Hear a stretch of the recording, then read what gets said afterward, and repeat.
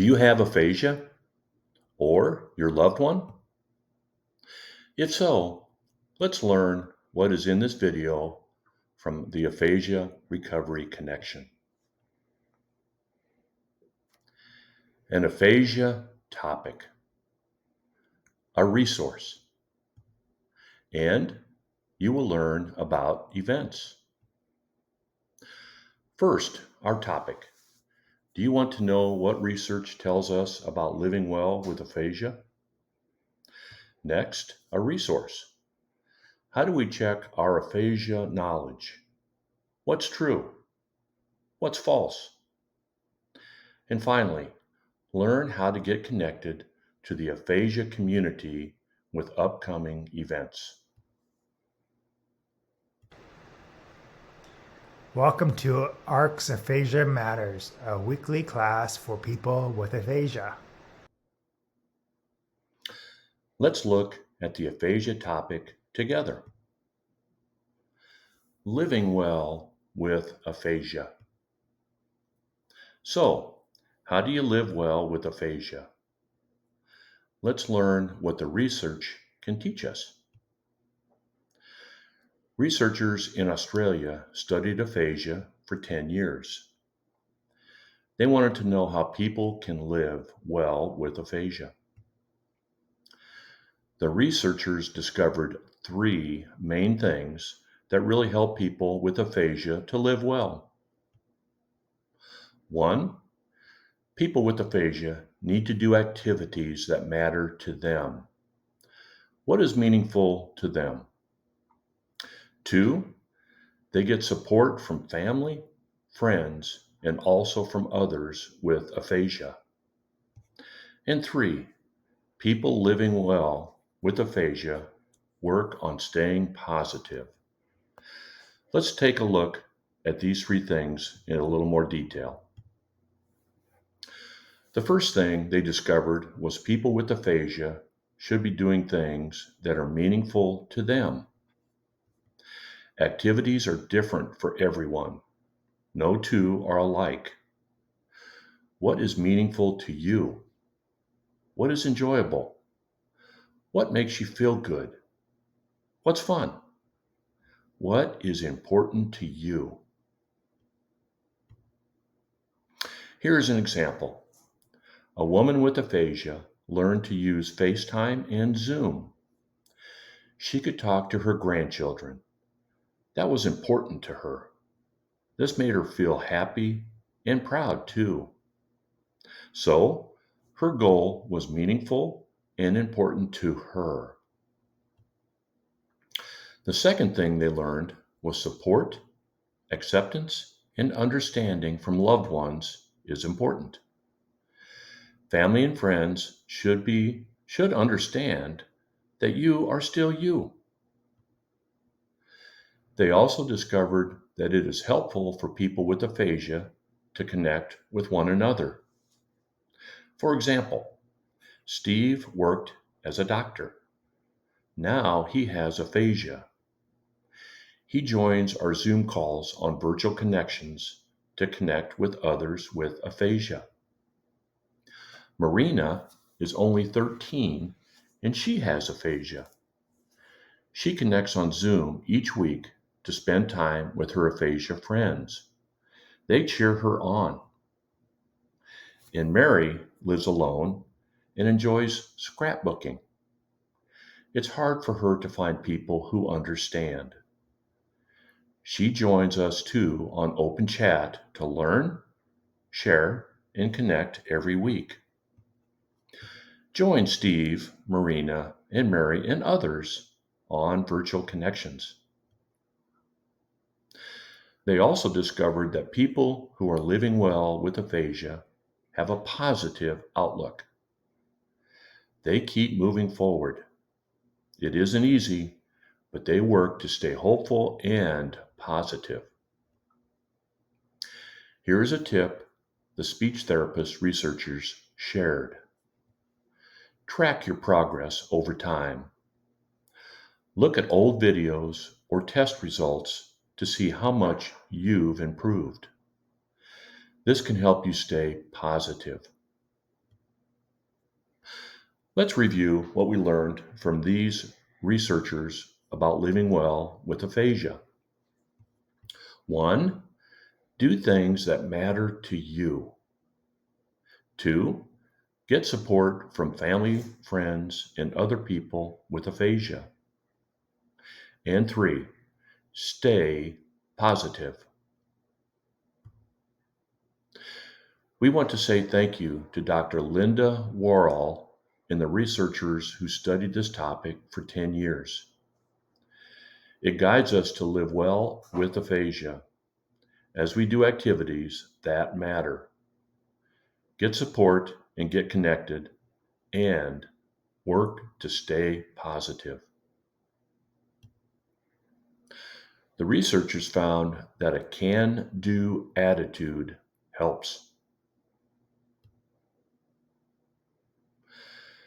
Let's look at a resource for people with aphasia and their families.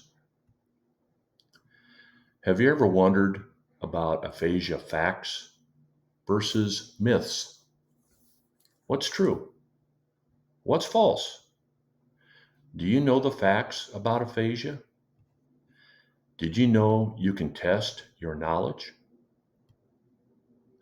Our friends at the National Aphasia Association have a 10-question quiz. It's interactive. You will learn the facts. Knowledge is power. Don't you agree? Find some time this week to take the NAA quiz. It's a great way to get the facts. Thanks to the National Aphasia Association. Let's check out some upcoming events. We offer daily Zoom sessions on our Virtual Connections program. Perhaps you'll meet Steve, Marina, or Mary. Join us. We'd love to meet you. Here are some upcoming sessions with our director, Carol. Open Chat is on Sunday. On Wednesday, we'll talk about how your aphasia is unique to you. No two are alike. On the 30th, we'll talk about the inclusion for people with aphasia. In another open chat, one of the most popular sessions on our Virtual Connections program is also on the 30th. What to do next? Go to the website, check out the sessions, and pick 2 or 3 to attend this week. We'll see you there. Another highlight this month is the free Movie Mondays by the National Aphasia Association. Check it out. And there are 2 more sessions in this free conference on Zoom. Go to the website to register. Next year is a conference and an aphasia couples cruise with speech therapists and grad students leading the program. Email us for the flyer and details. Space is limited. Book soon if you plan to join us. You must book with our agent Sandy to be part of the group. There is the cost of the cruise, airfare to Tampa, and a $250 registration fee per couple for this program. Do you love nature and the outdoors?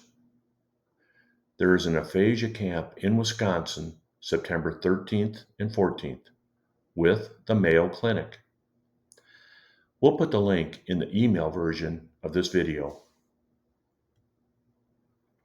There's also an aphasia camp in Nevada in September under the direction of Dr. Tammy Brandkamp. Contact Dr. Brandkamp for more details. It's time to review and build an action plan for the week. You can download and print the action plan. You can use it as a way to review together.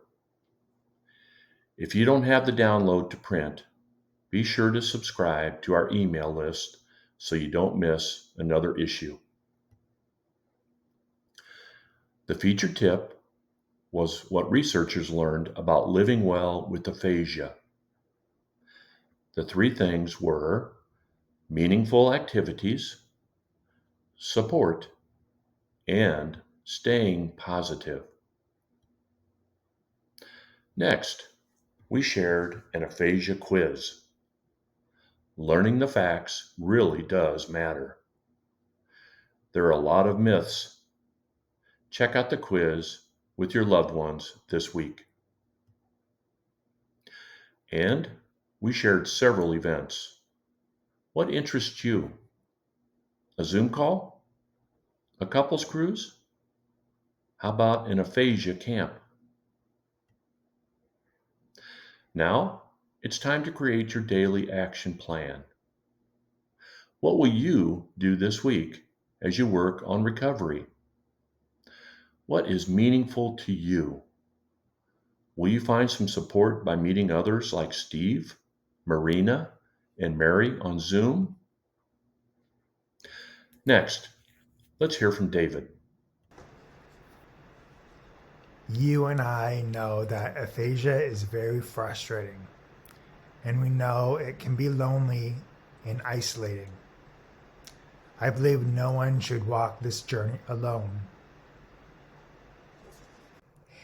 Thanks for joining us on this edition of Aphasia Matters. You are part of ARC's Aphasia family, and we are cheering you on. You are part of ARC's Aphasia family as we work together to learn, to share, and connect. We get it because we lived it, and we know how very hard aphasia is. Stay strong, my friend. Move forward, get engaged in meeting others, and never, ever give up. You've got this. Keep moving forward, keep learning, and we'll see you next week. Not getting the links or printable action plan? Subscribe today. Go to our website and click subscribe. Every week, you'll get an email with a topic, a resource, and events. Don't miss out.